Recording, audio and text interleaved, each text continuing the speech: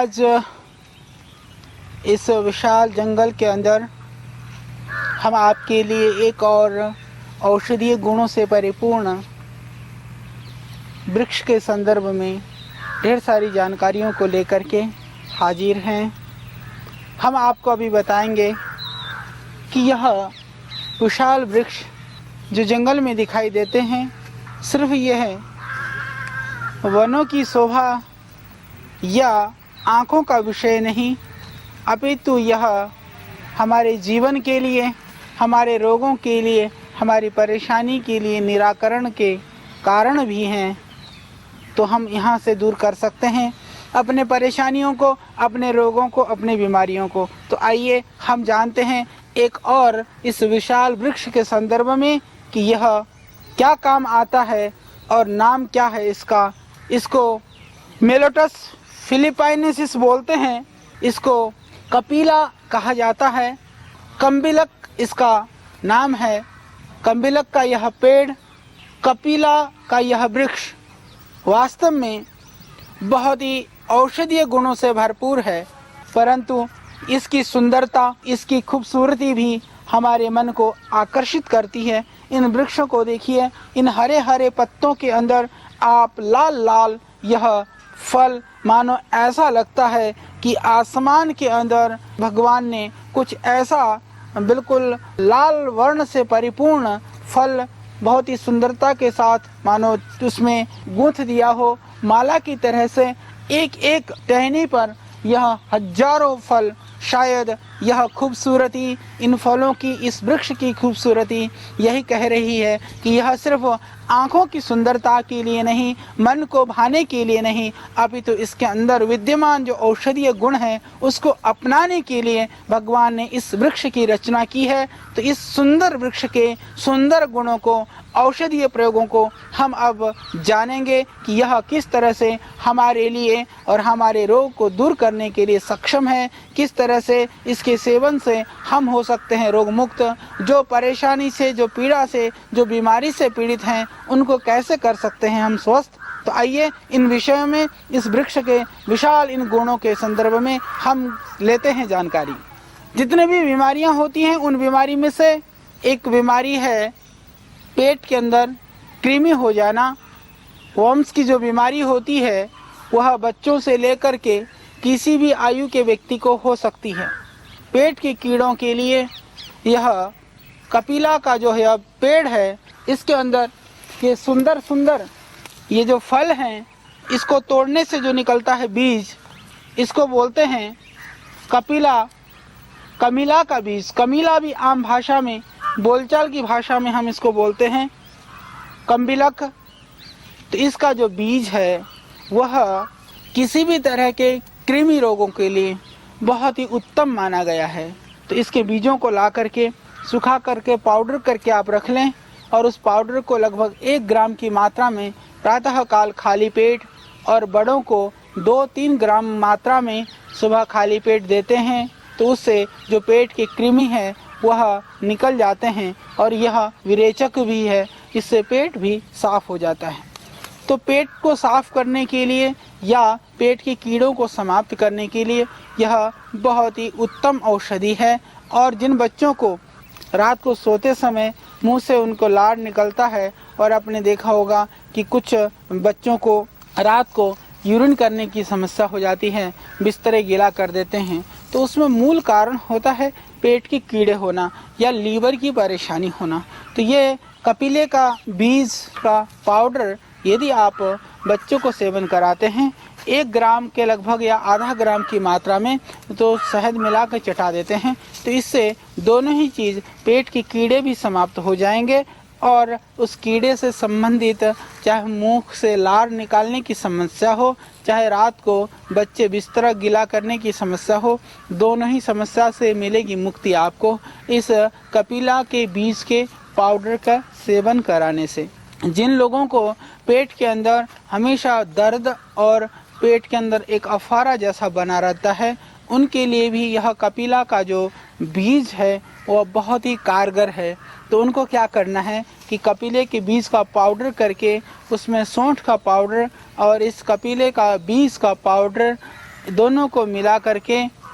लगभग 2 ग्राम की मात्रा में या 3 ग्राम की मात्रा में गर्म पानी से सेवन करते हैं तो उससे पेट के जो अफारा है, पेट के जो मरोड़ है या पेट ठीक से साफ नहीं होने की समस्या है वह ठीक हो जाएगा। और जिनका पेट बहुत ही कोमल प्रकृति के हैं, सोंठ तीक्ष्णता की वजह से अनुकूल नहीं पड़ता है, उनको भी यह कपिला का बीज का पाउडर और मुलेठी का पाउडर दोनों को मिला करके प्रातः सायं देते हैं तो इससे जो आंतों का इन्फेक्शन है, आंतों की जो सूजन है या मल पूरी तरह से बाहर नहीं निकलता है, उन सभी स्थितियों में बहुत ही कारगर है कपिला और आपके मुलेठी का पाउडर। बराबर मात्रा में इसका आप कर सकते हैं सेवन, तो यह बहुत ही लाभकारी है आपके पेट के रोगों के लिए, कृमि रोगों के लिए। और इनकी जो पत्तियां हैं यदि उबाल करके यदि आप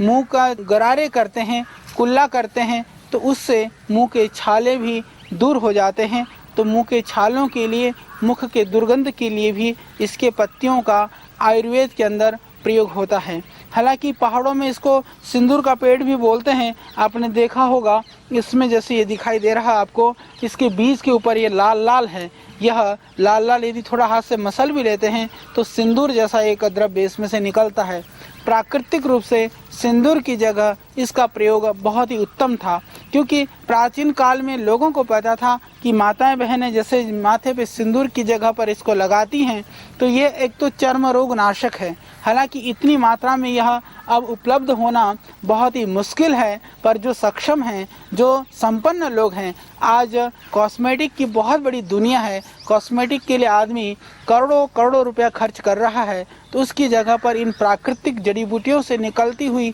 यह प्राकृतिक जो सौंदर्य वर्धक जो चीज़ें हैं, यदि हम उनको अपनाते हैं, जीवन में आश्रय देते हैं, तो मैं समझता हूँ इससे दोनों लाभ हो सकते हैं। एक तो जो ग्रामीण क्षेत्र में रहने वाले हमारे भाई बहन हैं उनको रोजगार मिलेगा, और इन वृक्ष वनस्पतियाँ और लताओं को हम औषधि के रूप में ही नहीं, यदि कॉस्मेटिक के रूप में, सौंदर्य वर्धक सामग्री के रूप में प्रयोग करेंगे तो इनकी आवश्यकता बढ़ेगी। तो इससे देश का जो हमारा जो राजस्व है, देश की जो हमारी संपदा है, उसकी भी अभिवृद्धि होगी। तो सिंदूर के रूप में इसका इसीलिए प्रयोग किया जाता था क्योंकि यह अत्यंत चर्म रोग नाशक है। दूसरी बात जो हमने इसका एक बहुत ही गोपनीय प्रयोग हमें पता चला है वो ये है कि यदि इसको माता बहनें जैसे सिंदूर के रूप में सिर्फ माथे में लगा देने से यह एक तो पेट में कीड़े भी नहीं होते हैं, दूसरा सिंदूर के रूप में माथे में लगा देने से इसके अंदर एक ऐसी शक्ति है,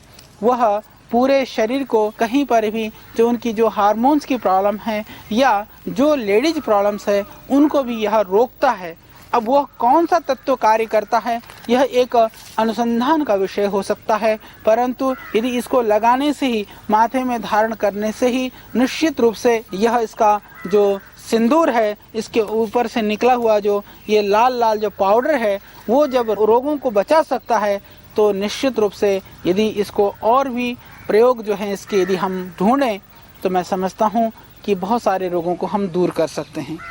जिनको सूखा रोग है हमने देखा कि उनको भी यदि इसका पाउडर करके, अश्वगंधा का पाउडर के साथ में कपिला का यह जो पाउडर है, कम्पिलक का पाउडर, जैसे 10 ग्राम अश्वगंधा है, 5 ग्राम इसको कम्पिलक का पाउडर को यदि सुबह शाम 1 ग्राम या 1.5 ग्राम की मात्रा में पानी या दूध से देते हैं तो इससे शरीर की जो शक्ति है, शरीर का ताकत है वो भी बढ़ जाता है। जो कमज़ोर बच्चे हैं वह थोड़े तगड़े हो जाते हैं, जिनका डाइजेशन सिस्टम ठीक नहीं है, जिनको बिल्कुल भूख नहीं लगती है, जिनका लीवर बैठा हुआ है, उनके लिए भी बहुत ही अच्छा है, बहुत ही कारगर है। आयुर्वेद में यह सुप्रसिद्ध पौधा है, परंतु ताज्जुब की बात तो यह है ये कि आयुर्वेद में इसका बहुत काफ़ी नाम होने के बाद में भी इसके प्रयोग के संदर्भ में प्राचीन ग्रंथों में इतना सारा कुछ इसके लिए लिखा हुआ नहीं है।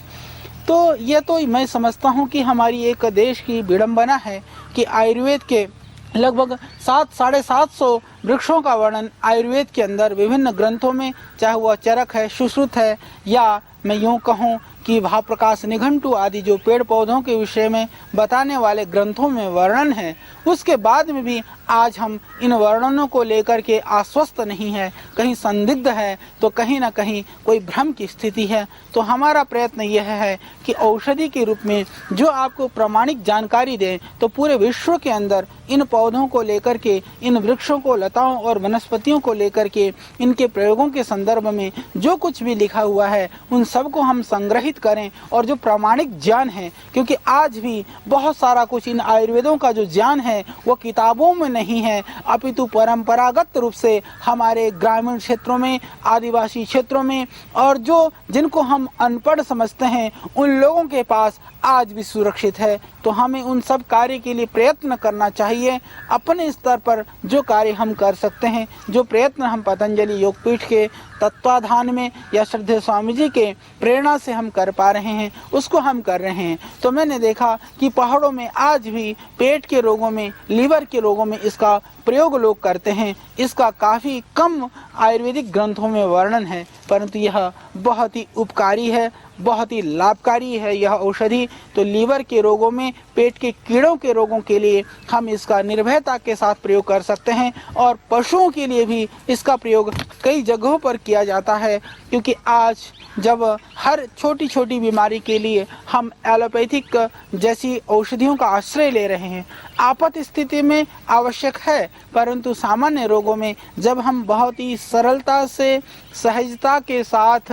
उन रोगों को दूर कर सकते हैं, तो निश्चित रूप से हमें प्राकृतिक उपायों को अपनाना चाहिए। तो पशुओं के लिए भी, पशुओं के पेट के अफारे के लिए भी, पेट की कृमि के लिए भी इसका पाउडर करके हम दे सकते हैं। यह बहुत ही लाभकारी है, बहुत ही गुणकारी है। दूसरा प्रयोग हमने देखा, यह शरीर के कृमि में तो लाभ करता ही करता है, हालांकि कुछ जगहों पर इसका प्रयोग लोग कर रहे हैं आर्थराइटिस के लिए। तो जिनको दर्द रहता है शरीर के अंदर, सूजन हो, यूरिक एसिड बढ़ा हुआ हो, तो आप इसका पाउडर करके, यदि इसमें जैसा कि मैंने बताया कंपिला का बीज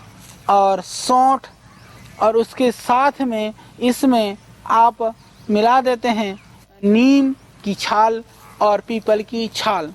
इसको मिला करके यदि काढ़ा बना करके सुबह शाम देते हैं, तो इससे पेशाब खुल करके होता है और किडनी रोगों के लिए भी यह लाभकारी है। तो आपको यदि परेशानी है लीवर की, यदि आपको लगता है कि संभावना है किसी तरह से आपके किडनी में कोई समस्या होने की, तो आप इसका सेवन निर्भयता के साथ कर सकते हैं। हालांकि कुछ जो अनुसंधान हुए हैं वो लोग ये भी कहते हैं कि यह कीड़ों के लिए बहुत लाभकारी नहीं पाया गया, परंतु हमारा अनुभव कहता है कि यह कीड़ों के लिए बहुत ही लाभकारी है। तो पेट की कीड़ों को समाप्त करने के लिए निर्भयता के साथ आप इसका प्रयोग कर सकते हैं। यदि किसी तरह से शरीर की जो खुजली है, खाज है, उसको दूर करने के लिए कपिले का बीज यदि पाउडर करके थोड़ा घी मिला करके या सरसों के तेल में मिला करके शरीर में मालिश करते हैं, तो इससे शरीर की जो खुजली है, खाज है, उसमें भी इससे पूरा लाभ होता है। और इसके बीजों को पाउडर करके यदि आप किसी भी तरह से जहाँ शरीर में चकत्ते हैं वहाँ लगाते हैं, तो बाहर की कृमि में भी यह लाभ करता है। तो खाने से पेट के अंदर की कृमि दूर करता है, तो लगाने से बाहर के जो त्वचागत जो विकृति हैं उसको भी यह दूर करता है। यह कपिला निश्चित रूप से बहुत ही लाभकारी और गुणकारी है। दूसरा प्रयोग जो हमने पाया है इसके अंदर वो यह है कि यदि किसी तरह से एलोपैथिक औषधियों के सेवन से यदि शरीर में जो उसका जो दुष्प्रभाव है, कुप्रभाव यदि रह गया है, उसको दूर करने के लिए भी बड़ी निर्भयता के साथ आप इस कंपिला का बीज का पाउडर है लगभग 1 ग्राम से 2 ग्राम प्रतिदिन सेवन करते हैं, तो उससे जो उसका जो साइड इफ़ेक्ट है, जो उसका जो रिएक्शन है, वह भी बॉडी में से ख़त्म हो जाता है। तो शरीर के जो विजातीय तत्व हैं उनको बाहर निकालने के लिए भी यह बहुत ही लाभकारी और बहुत ही गुणकारी प्रयोग है। तो आइए, ये विशाल वृक्ष हमारे लिए यह औषधीय गुणों को लेकर के हमारी प्रतीक्षा में हैं। इन घोर घने जंगलों में हम इसीलिए इन वृक्षों की छाया में, इन वृक्षों के सानिध्य में इसीलिए हम आते हैं। आपके लिए हम कुछ बता सकें, आपको दे सके जानकारी, तो निश्चित रूप से यदि किसी भी व्यक्ति का इन वृक्षों से, वनस्पतियों से और इन लताओं से नया जीवन किसी को मिला या किसी के जीवन के रोग और शोक परिसमाप्त हो गई, तो हमारा लक्ष्य निश्चित रूप से उस दिन पूर्ण हो जाएगा। तो आज मैंने आपको इस कपिले के वृक्ष के संदर्भ में, इस जो कम्पिलक है इसके संदर्भ में दी आज जानकारियाँ। तो आइए इसको हम जीवन में अपनाएं और जो रोगी हैं वह निरोग हो जाएं। तो मैं समझता हूँ कि और भी जानकारियाँ और वनस्पति के विषय में और वृक्षों के विषय में जानकारियाँ हम आपको देते रहेंगे।